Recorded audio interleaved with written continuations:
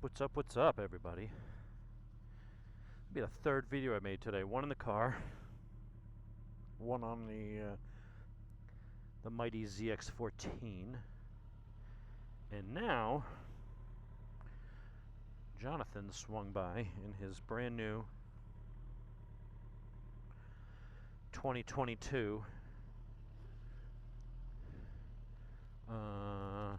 Street Triple RS.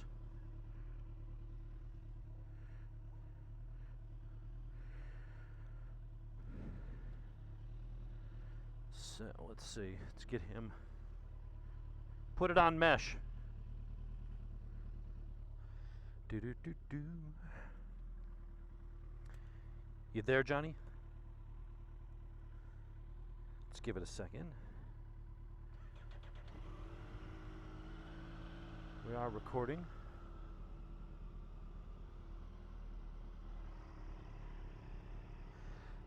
Yo. There you are. Cool. So I can hear you. My millions of YouTube adoring fans will not be able to hear you. Not yet. I just need to get another wired headset that we can plug into my other wireless transmitter.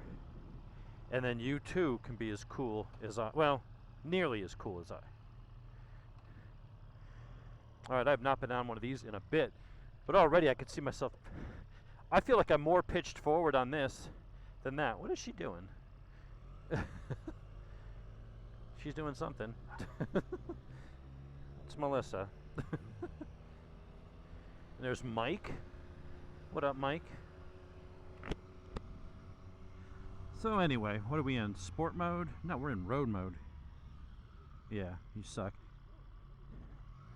Well, if your battery went dead before, it might have lost the... I gotta pull in the clutch. Hold on. Why wouldn't it go into sport? Map sport. But I don't see it updating on the dash. Hold on.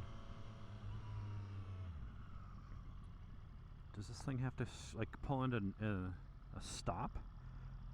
Didn't have to. Alright, so there's track, there's rider. Give me sport. Oh. There's a select button. I forgot, you have the extra button, the one with the checkbox. Alright. Oh, the brakes on this are phenomenal. Also, it doesn't have an extra 150 pounds to slow down like that thing does. This and that actually have the same basic brake package.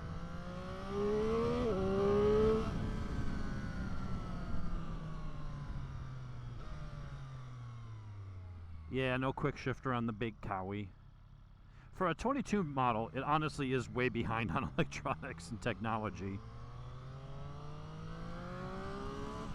But the power is staggering. We'll get up to a little bit of an open space and just wail on that thing, dude. Because when you get that up to like from 7 to 11,000, it's just like whoof, gone.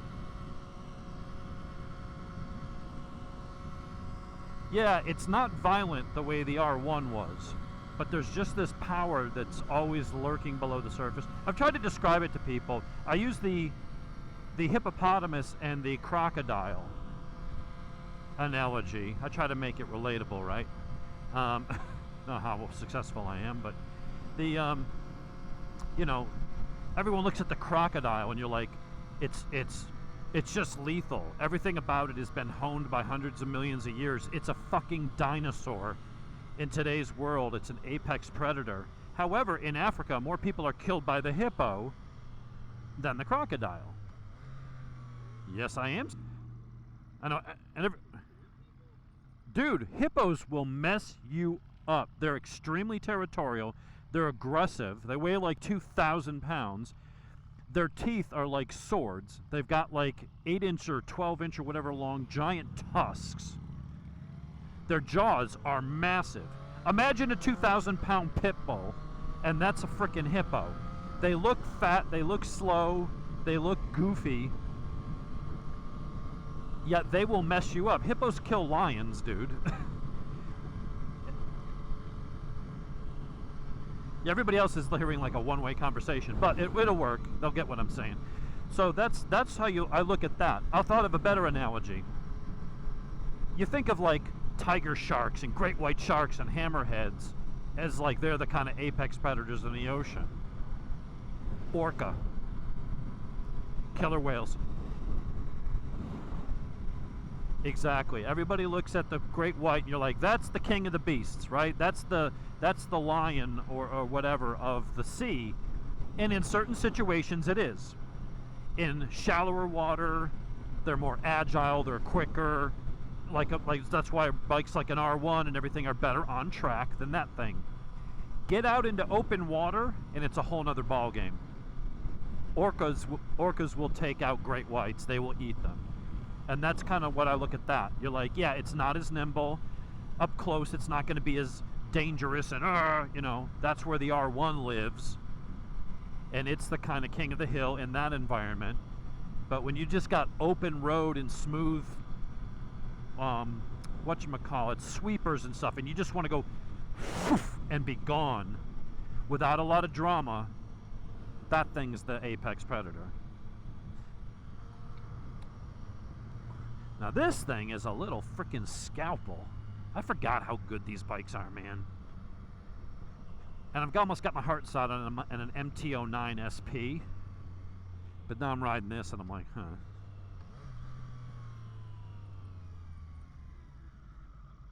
I haven't seen a 2023 out yet. But these things are just... Now, the seat's a lot harder. It's nowhere near as comfortable as that. Even though this one you feel more ass up, nose down than you do on that.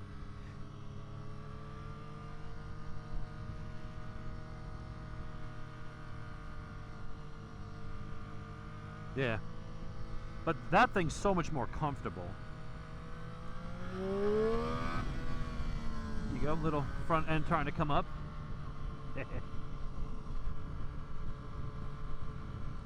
Yeah, this thing is just delightful. It's a treat. A real treat. Yeah, we got to get the other mic. I'll go order another giant squid. That's the stupid name, but good wired microphone. And then I have that spare transmitter, so I could put one in. Lady, don't you dare turn right. Don't you turn right. Get out the way, whore.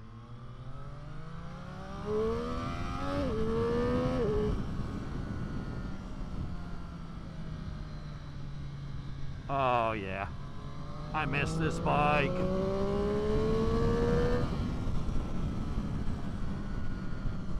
You know, it doesn't have the sheer grunt of that thing, but it's so agile and it's so eager to just throw it in the turn.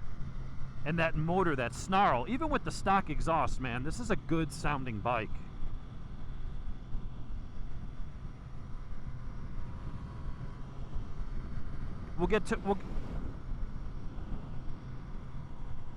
No, this is all it needs, honestly. You don't even need honestly, if you get an exhaust, you're going to have to tune it. It doesn't even really need the exhaust. If you do, you could just get the Aero exhaust, which bolts right up. And all you do is remove the front cat. It removes the second cat out of the muffler. And the Aero has the dB kill that comes out. It will make it louder, but it won't be obnoxiously louder. And it'll sound good. And you won't need a tune. Yeah, from Triumph.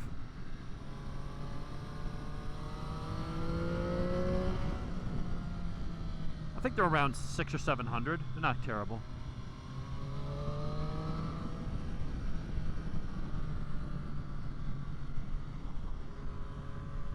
Yeah, I wouldn't get the SC Project. I think they're very overrated.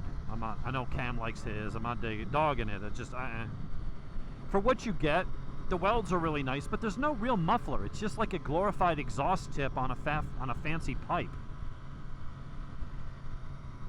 And they sound obnoxious. Now, if you put that one on this and you leave the cat in, it probably wouldn't sound too awful. But honestly, the Aero is made for the bike. It just bolts right up. You don't need to tune it. And if you remove the cat and you take the DB killer out, which the US model does, it's just a screw, it sounds good. It's like just the right amount of loud, and it's designed to flow with the lines of the bike. It just looks right. Actually, this is a good looking stock exhaust. It's, yeah. The Arrow with a DB killer out and a D-cat would definitely make it louder, but it's not going to be obnoxious and raspy, which is nice. It's got a growl to it.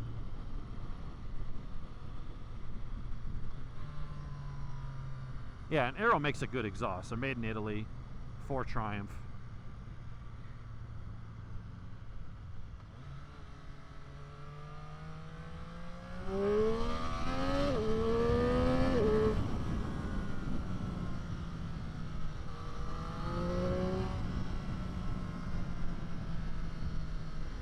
Oh yeah, this bike is all coming back to me. Ah, what a fun little machine, man.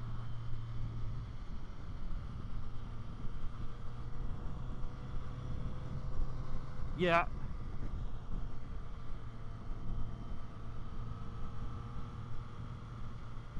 Yeah, I've told people it's like, imagine driving your couch around and then someone took like a Saturn V rocket motor and just strapped it to it. You're like, this is so big and comfy, and then you just hit the gas and everything just starts blurring.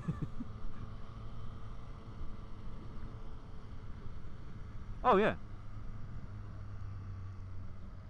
Dude, you can run down that road in second and it'll let you go all the way down to 35 without lugging, and it'll take you up to almost 120. You could just ride that like an electric bike in 1 year. It's awesome. So much torque. We'll get out to some straightaways where you can like really punch it for a little bit. I'll get you on video going by me. Make a right. But yeah, this thing is just so smooth. I love the quick shifter, the brakes, and the suspension is great. I mean, luckily I went through a bunch to get my suspension dialed in, and I remembered what all my settings were, so I just dialed that into yours because we're about the same, close to the same weight. It feels good. Nothing's bottoming out. It doesn't wallow.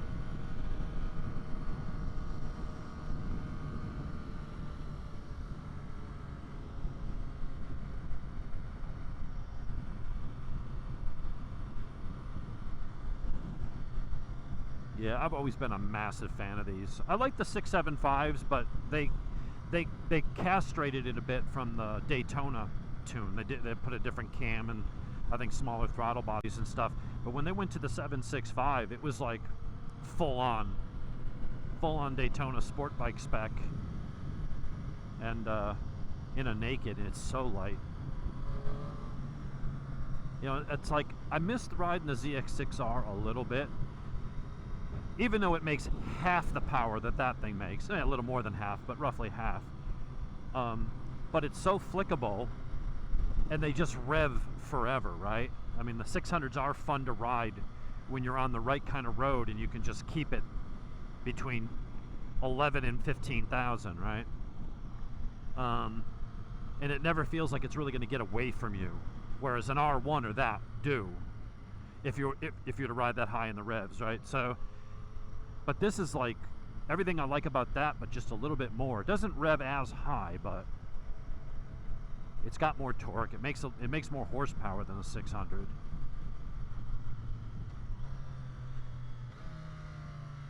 Get your stupid Jeep out the way. Gosh, idiot.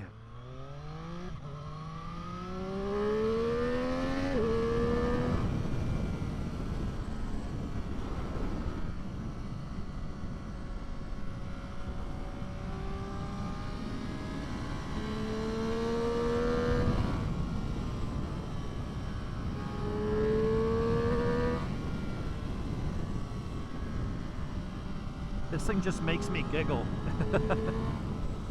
It really does, man.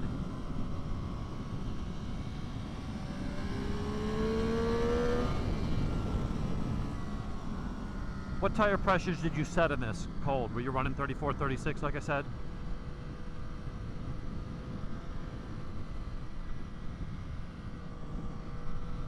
Yeah, check it once in a while, because the dealers always pump them up to maximum, and that's not what you want. You're not taking a passenger, so 34 front, 36 rear. Oh. If I had another one of these, I don't know that I would do the exhaust again. After all the trouble I went through to tune it and had to get a power commander because it was stalling at idle because it was too lean, I'm like, I don't think I would just get the aero exhaust and do some of my throttle tweaks, make it a more linear throttle so it comes on sooner. That's one thing I could do, is wake this up a little bit without actually touching the tune, just the throttle inputs. I'll take a look at it tonight and see what the throttle tables look like, and look at the ignition tables. I know they're not pulling throttle, but it's a little more linear. I can make it a little bit more responsive and like it wants to go. Oh yeah, easily. So, all right. So, I'm in second gear. Let's go 40 miles an hour. You in second? All right, pull up alongside me, Sanchez. I've got lower gearing. I may pull you initially, and then you're going to take off. All right.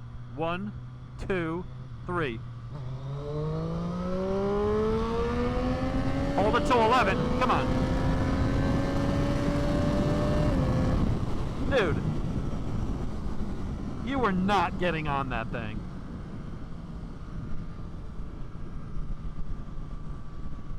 Dude, don't be afraid of it. It's not going to get away from you. It's got traction control turned on. You're fine.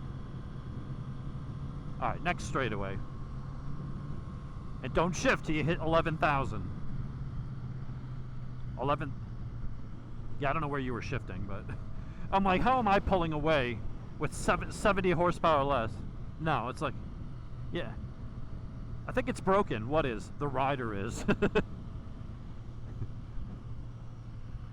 right, back down to second gear.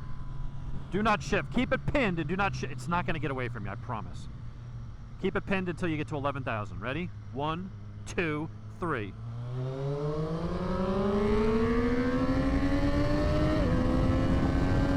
Come on. You are not fully on it.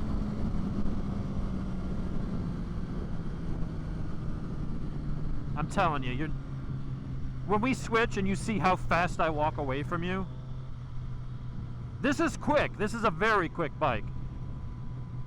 But you should have been around the turn. Like, you should be up there somewhere. That's all right. We'll go find a straightaway. We'll switch back. I just wanted to play on this a little bit.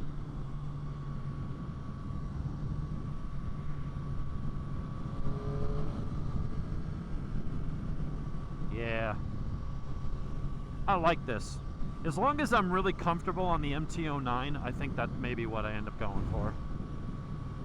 I looked at the MT-10, but they're 14,200, and the suspension isn't Öhlins, but it is very good, and it would be more power. But as a second bike, I'm like, I just don't need all the power. I got that, you know.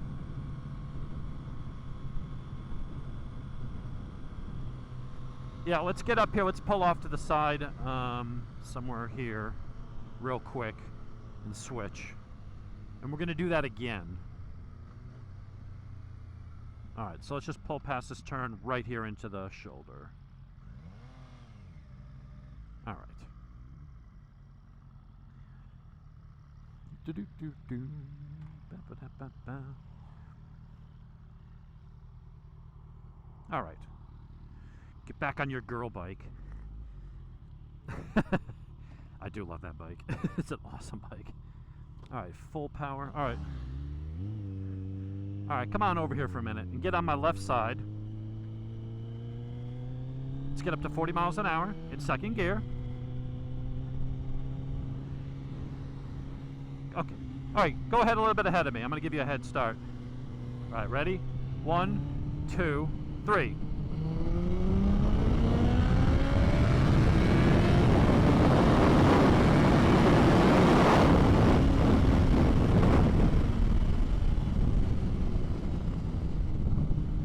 That's why I'm saying you were not giving it full beans.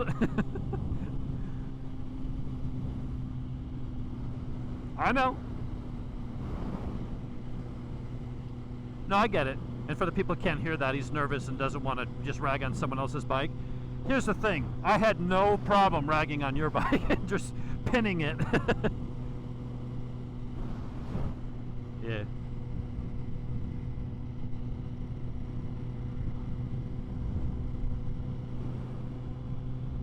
Yeah, it's...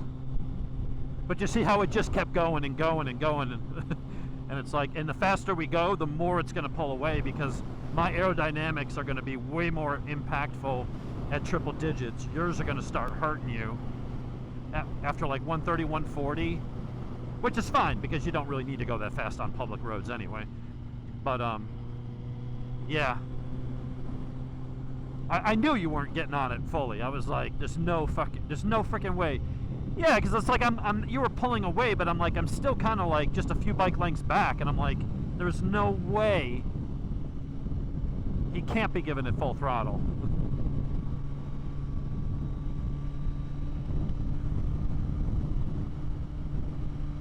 Oh yeah.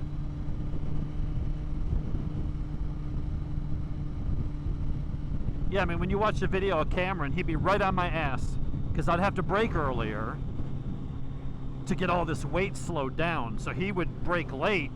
I would have to brake early. He'd brake late, and he'd pull right up on my tire. But as soon as we came on the straights, the speed that I walked away from him was like ridiculous. I mean, seriously, watch. I'll send you a link to the video. It was like he'd be right up on me every time. Bam, he's on my tail. And then as soon as there's a straightaway, I would go vroom, and I would just disappear to a speck. And then a minute later, we get to the end, I'd start slowing down, and he would come flying right up on me and pull right back on my ass again. So our lap times, despite the fact I was way faster on the straights, our lap times were probably identical because, you know, overall, he could carry more corner speed, he can brake later. Yeah, anyway. I would like to see what he would do on this, because he's definitely gotten to be a little bit of a better rider than me. Cameron's fast, man. If we're on... Yeah, Cameron, yes. No, that's Ken. Ken's on a speed 20. I don't think he's done a track day. But no, on Cameron, on that Z900, Cam's gotten really good. I know on certain roads, if I know the road really well, we're probably pretty damn close. It's like, if I'm having a good day, I might be a tiny bit quicker on one stretch of Richard Russell, because I just know the road. I'm willing to push it harder. And then another day, he might be a little quicker. Yeah. Then another day, he might be quicker. Yeah, I don't know. Your voice is really quiet now.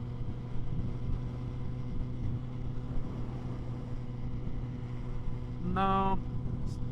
Sometimes your the stupid phones are listening for the command for your I can't say the name because it'll hear that of your voice assistant and it'll kick in. I need to turn that off because it's really annoying when you're talking and here's a word that sounds like Siri or whatever, and all of a sudden it's like, yes, and it's like, shut up, go away. Yeah. But anyway, I was saying, like, there's certain roads where Cam and I are pretty equal, and then there's areas, you know, where he's definitely faster and stuff. I would like to see what he would do on this. I don't think, just a little bit like around, but not on track or not up like on Richard Russell.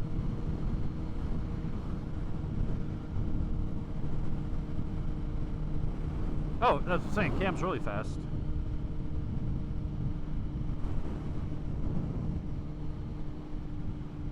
Yeah, I think the areas where we're more equal, I think he's definitely faster on Blood Mountain than me. The first part of Richard Russell, I'll usually go faster, and it depends. Again, on a good day, some days he'll keep up with me, some days I can pull away. And I think maybe up Route 60, I might pull a little bit away from him, and that's about it. When we first started, I would pull away from him everywhere, but he's gotten really good in the past 2 years.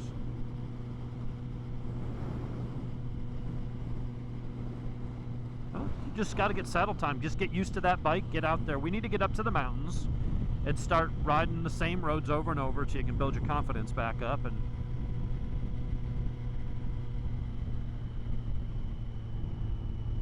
oh yeah, yeah. When we first, yeah, absolutely. You definitely gotten faster.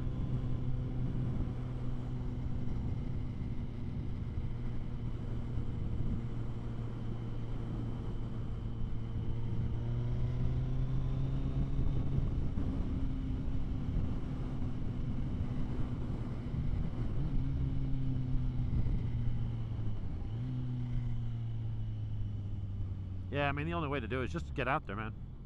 Get up in the mountains, go on roads that you're confident on. Because if you're trying to figure out, I mean, that's why the track is so good, because you're doing the same 12 turns all freaking day. And so you know what to expect. There's no surprises. You're not like trying to tiptoe around a blind turn because you're not sure if there's going to be gravel or a branch or something in the road. But when you get when you get on Richard Russell, there's a couple roads that we know really well. Just get up there and have some fun. Come on, dude, get this shit box out from way out of the way.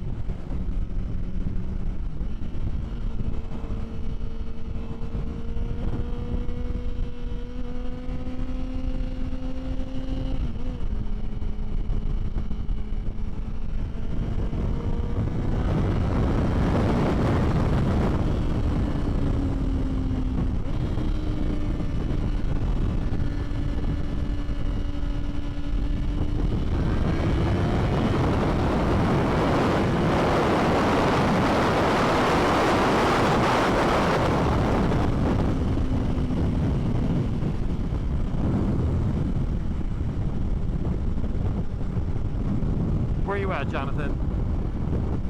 Oh, there you are. All right. Yeah, this is sort of this bike's element.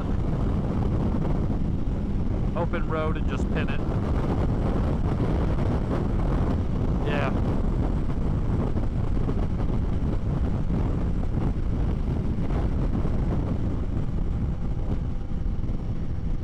I figured this way will take you back home. I can just peel off. I don't know what time you want to be back. I've already been out all day, so.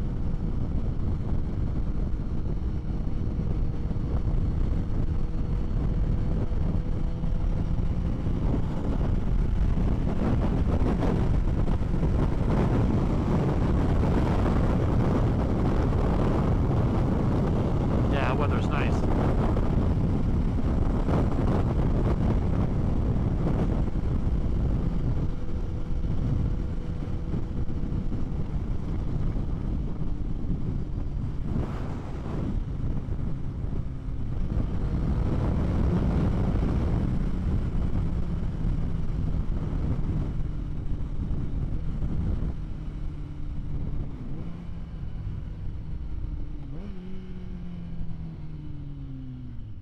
Hey, let's go race that dirt bike.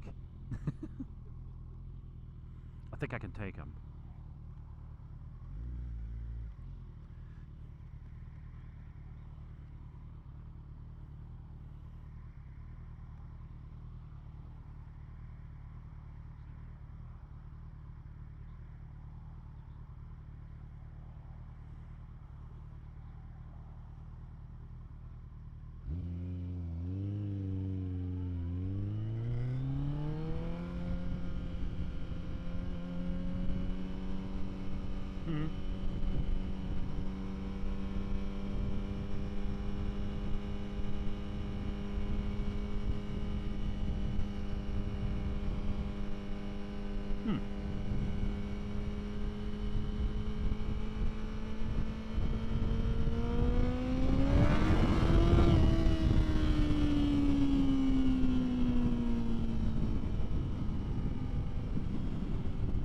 No, I wouldn't imagine a 250 would.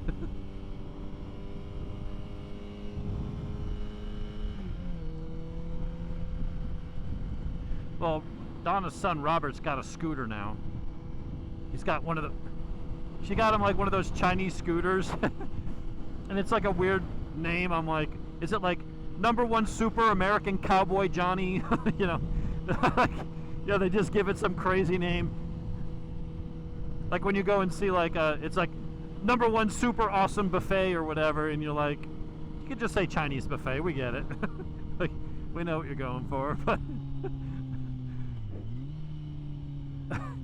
but you know, it's just a cheap little scooter. But they seem to be reliable. Like, I mean, people in China. I mean, you go over to like Cambodia, Vietnam, Laos.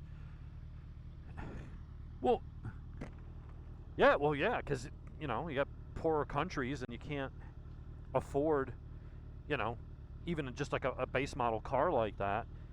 They're certainly not buying bikes like these. I mean, some people are, but the average people that live in the cities, they just go buy these cheap Chinese scooters. And you got some lady with her 2 kids, a dog, a 50-pound bag of rice, and like a sheet of plywood. or I've seen like a plate glass window. I'm like, oh my God, that's not, you know, that's not an accident, or that's not a tragedy waiting to happen. No, OSHA was definitely not consulted. So, and they seem to hold up. I mean, it's their main mode of transportation. So I was like, well, good, this will get him back into riding. And then once he gets things squared away with his new place and everything else, I don't know why it's doing it. I know, it's the stupid goddamn voice commands. I need to turn it off. It hears a word that it thinks is something like a command, and it's like, no, I'm just having a goddamn conversation. Go away. So anyway, I'm hoping then he'll just go get a bike. You know, because I ride, his mom rides. You still there, right? Okay. And then his brother Mike rides. Sarah and Cody ride. Yeah, we all ride. Her dad, Sarah's dad, or Donna's dad rides. So literally the whole family rides motorcycles. Except the old lady, but she sometimes rides a wheelchair, so it's in the, yeah, I mean, it's in the ballpark.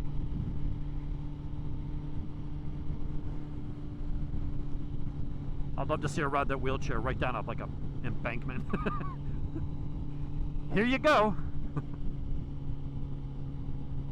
Just let gravity do the work. Get a long, very steep, rocky hill and let gravity do the Lord's work for us. Alright, we're gonna make a left up here. Although we could go back straight and go back up the twisties back to Mouse that way. Would you like that, Jonathan? Do you want to do that? Alright.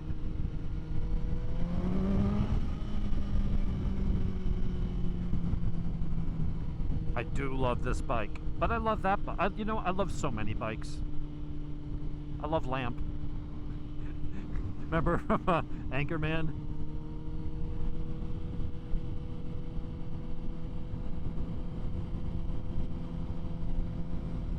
Yes, Steve. I didn't see Anchorman 2.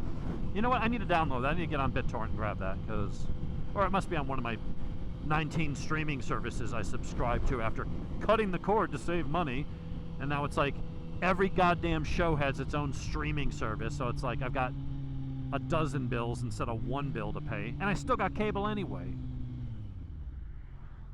Well, what's the old lady gonna watch? Or if there's a sports ball game or something, you know?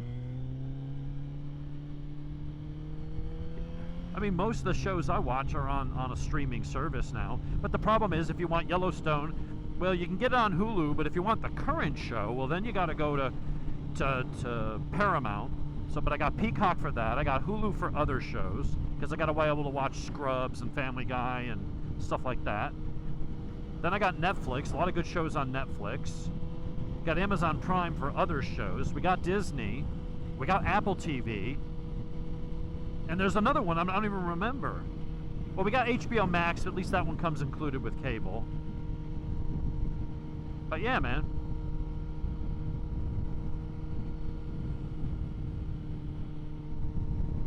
Yeah.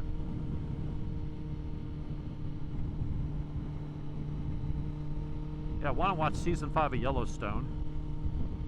It's a great show, and I love that girl Monica. She is so ridiculously good looking. She's playing an Indian girl, but she's like half Asian, but she's just gorgeous. Kelsey Chow or Cassie Asbily? I don't know, something like that. It's a good show. Honestly, it's an amazing show. Have you watched it yet?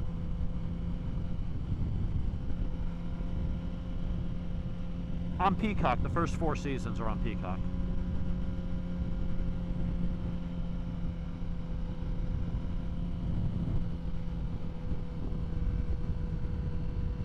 I didn't think it was going to be a good show. I'm like, I'm not much into westerns, although I like lever action guns and cowboy guns, but like western shows and movies to me are always kind of boring. So I was like, ugh, and Donna's like, no, everyone says it's good. Everyone! I'm like, everyone's an idiot. Like, I don't want to, you know.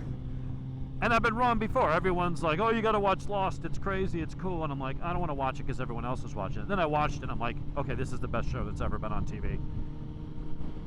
And honestly, like, it's like up there. I consider Yellowstone almost as good as like Game of Thrones. It's amazing. You did get me to watch Parks and Recs eventually, and that was a very funny show. I love Ron Swanson. Yeah, it's like it. Yeah, Rondre the Giant. And then it was it Ron when he was like, "That's not a dog." It's like anything less than 40 pounds is a cat, and cats are stupid. Like, yeah. It's like, okay, there's a man over there shaving a tower of meat. I don't know what kind of meat it is. I just know that I want to eat all of it. I was like, Ron Swanson is the best character ever. Yeah. It was all the characters. I mean, Leslie was kind of eh. I liked him. I liked Ron Swanson and what's the hot chick, the crazy one. Oh. Yeah. What's the actress's name? Yeah, she's real pretty and she's also just really, really wacky. The brunette. Like in real life, she's really kooky. Guess make sure we get everybody turning left so I can get stuck behind every freaking slow ass driver. This is like commuter traffic. Like it's like rush hour. It's Sunday. Who works on Sundays? I mean, really, who works on Sundays? It's gotta be poor people. I don't know. There's gotta be something. It's like dick. Yeah, I guess. We went up to that. Like I said, poor people. Oh, no, that sounded like a dick. I'm just doing that for jokes. But great. I want to go down this road. Now I'm stuck behind all the pores. No, there was, what did we do earlier? Oh, so I went over with Ken. We went over to Brazelton Brew Pub. And holy crap, the service was bad. Yeah, they were so swamped. They had like 2 servers, and apparently there was like some stupid antique festival. Something that like fat housewives drag their emasculated husbands to, you know? Like, oh, let's go buy, you know. It's like, why would I want to buy somebody else's old, discarded shit? It's crap. That's what antique means. It means someone else's old crap. You know, you're not talking about like an antique Stradivarius violin or something, right? It's always some dumb tchotchkes. Anyway, they're having this thing over there in Brazelton, so they just didn't anticipate all the walk-in traffic and being that busy today. So we get the waitress, who very nice, very pleasant, really cute too. But just, she's like, it's my first day. I'm like, of course it is. Yeah, like, all right, get out the way.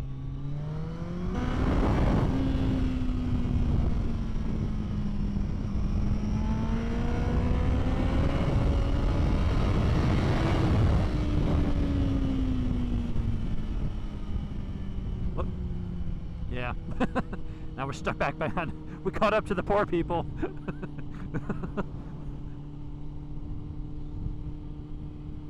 Yeah.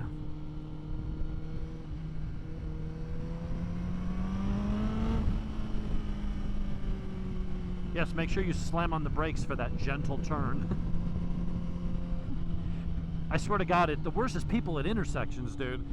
Like, they start from a green and they tiptoe through the turn at 6, and it's like, you know, they think, you know what, I guarantee you half of them think, like, well, I don't want to go too fast and have my car tip over. I'm like, it's like, you could be in a goddamn Suzuki Samurai, a car known for flipping, and you could take that at 40 and you'd be fine. Your Toyota Camry is not going to roll at 7 miles an hour. Ugh. People disgust me.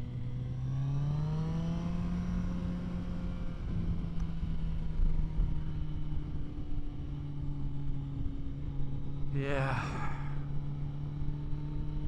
I live for speed. I live my life 1/4 mile at a time, Jonathan.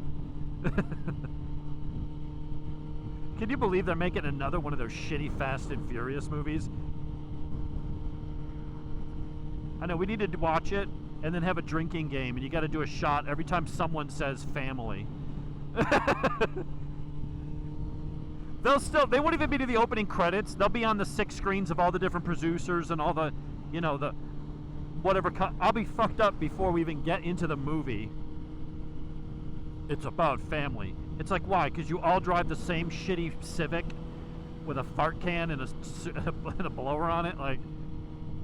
And they already went to outer space, dude. It's like, what are you gonna?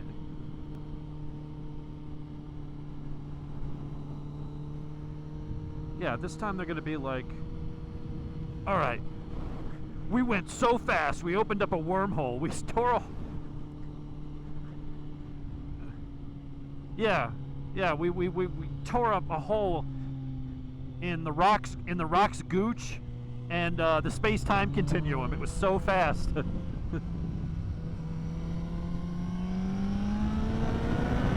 Oh my. Oh, I just love that power. I am keeping this bike for a while.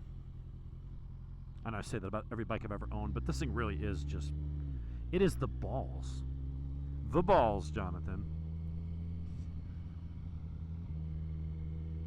Did I lose you again? All right, well, when you don't answer, I don't know. Yeah, you're just rolling along, and you don't even crack the throttle, you just blip it. You hear the bup. That was a traction cutting in. Yeah, that was like 20% throttle, and it just lifts the heavy-ass front end up, just... I love it. I would love it if it had a quick shifter with auto blip. I could even make, I mean, I wouldn't even care about the whole super advanced electronics package. Like, you know, lean angle sensing and all that other crap.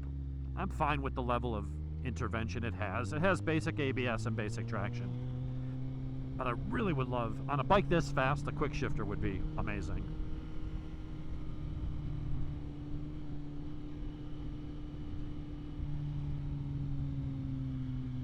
Yeah, because you are like just hanging on for dear life, so it's like anything that I don't have to remember to do and look down and see where the revs are, I can just click when I see the light and just not even dick around with anything else. Like, it would be nice. If they came out with a new one of these with better electronics, because Suzuki did, I just don't know if they would do that, because they've still got the H2. They got the supercharged big bike like this. And I feel like that's what takes this one's place. But it would be nice to have just a normally aspirated, just an updated, tweaked version of this with better electronics, quick shifter and auto blip, maybe slightly newer plastics. Although the looks, I think, the tail could use a bit of work. The front still looks pretty damn good.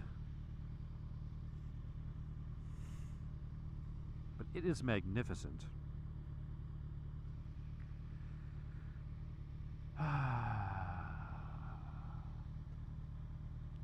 Dunkin' Donuts. I kind of want a donut.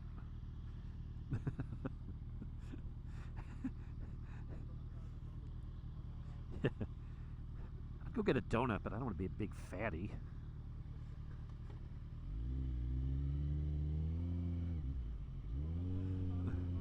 Yeah.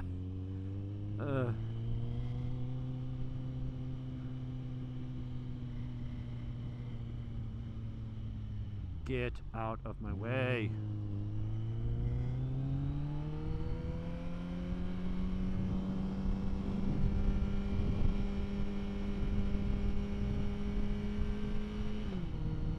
Yeah, so Brian says my motor is back together. I'll post some pictures later on my channel, so all my viewers, both of them, can see. I got a few more than that. Yes, I'm gonna be up at 5,000 in another month or two. That'll be a little. That's it. Yeah, it's a little milestone. I'm not gonna be. Yeah, I'm not gonna be whistling Diesel anytime soon. I love that guy. He has the funniest, dumbest stuff, but the dude's making bank. And he just comes off like this dumb redneck, but he's actually very sharp. He knows what he's doing. And he's got to be, I don't know, what's the guy making? 50,000 a month off of YouTube? He's making a lot of money. Yeah. Yeah, when you get like 4 or 5 million subscribers, like he posts a video and I see like 3.2 million views, and it was posted like 2 days ago. I was like, it took me 5 years to get 1 million views for all my videos combined. And he puts out a video and gets it like that. He'll have it by tomorrow, or Mark Rober, any of those guys. So yeah, I'm not going to be knocking on their doors anytime soon. But you do start, once you start getting up there, it'll start building, and then the more you build, the more views you get. Once you get over certain numbers, then Facebook will start pushing you more and suggesting you more, and then it'll just kind of snowball and start to pick up some steam. So we'll see. I mean, right now, between my Amazon affiliate link and I'm making maybe $250 a month. It's nothing. Yeah, I mean, it's something, but it's a drop in the bucket. And I spend way more than that on bike parts and knives and everything I review.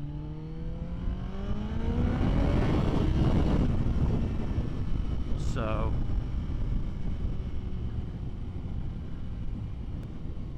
but we're getting there.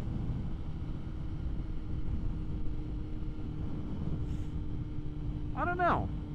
You just got to think of something. It's like some people, there's kids that have YouTube channels and their net worth is like $60 million because they just review video games and toys. And if you do stuff that's kid oriented, every dumb kid, because most parents don't want to raise their friggin' kids, they just stick them in front of an iPad and go, here you go, Johnny, and that's raising their kid. And so the kids just sit there watching videos on toys and stupid kid stuff.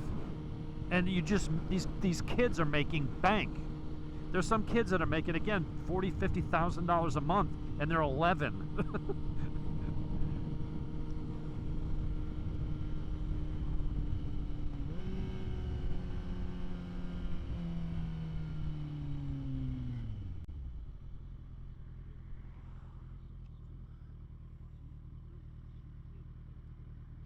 Yeah. Yeah, well, that's watching kids play with toys, or maybe they're just like Herbert from Family Guy. They're just watching kids doing whatever because they're just watching kids. But it's or watching kids play video games, watching other people play video games. And I know people. Yeah.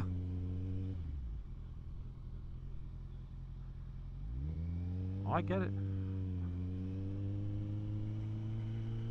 I get it. But there are kids that are just like, and adults watching other people just play Call of Duty. Just watching recordings of people playing games. I'm like, go play Call of Duty. This is way more fun. My neighbor's still out there doing stuff. She's very active.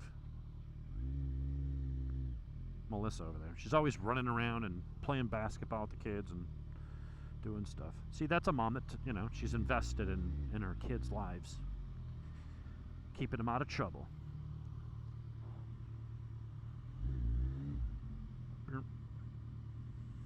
All right. That was good getting to ride that thing. Yeah, that's a good bike.